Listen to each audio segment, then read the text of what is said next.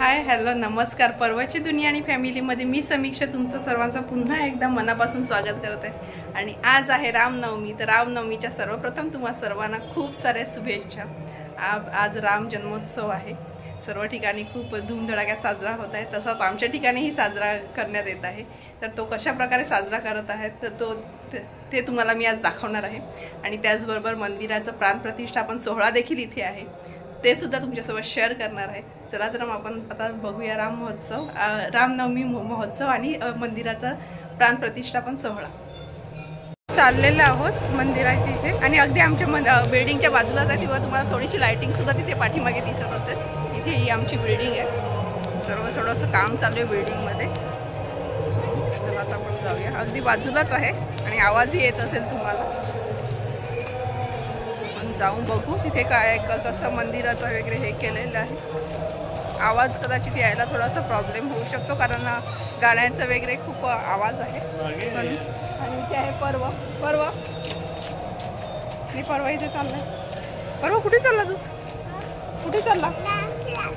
अरे कुठे चालला आता? नाचायला. पर्व सांगतो मी नाचायला चाललेला आहे. चला तर आता मग जाऊया. आणि हे बघा चतुरेश्वर महादेव मंदिर इथे प्राणप्रतिष्ठापना आहे. आणि इथे अशी ही लाइटिंग केलेली आहे. ह्याच्या आधी एका व्हिडिओमध्ये मी तुम्हाला दाखवली होती फक्त लाइटिंग, कारण लाइटिंग अगदी 10-15 दिवस आधीच केलेली आहे त्यामुळे. आणि इथे असं मस्त असं डेकोरेशन केलेलं आहे फाउंटनचं. आणि हे बघा इथे असं समोर असं स्टेज आहे आणि इथे चालल्यात पर्व आणि संदीप. भारवी आधीच गेलेली आहे. प्रधानमंत्री माननीय श्री नरेंद्र एक तरफ दिल्ली में नरेंद्र भाई मोदी है. अच्छा आप भी लाइन लगाते हैं क्या? अरे आइए पाय पड़ बाबू. सीसीटीवी में आ रहा है ना. अब मैं जो विशेष आग्रह से काशी से इस मीरा रोड परिसर में आए हैं राष्ट्रीय संत समिति के महामंत्री, राष्ट्रीय संत जिनका आशीर्वाद मिलने से पूरे सनातनी धर्म के लोगों का कल्याण हो सकता है और किसी भी सनातन धर्म का विषय हो जिसको लेकर स्वामी जी आप लोगों को मैं उनके उद्बोधन के पहले एक बात. आता आमचं दर्शन वगैरे घेऊन झालेलं आहे आणि इथे महाप्रसाद सुद्धा आहे. म्हणजे आपण ज्याला भंडारा सांगतो ते भंडाराही आयोजित केलेला आहे. तिथे किती गर्दी आहे मी दाखवते तुम्हाला.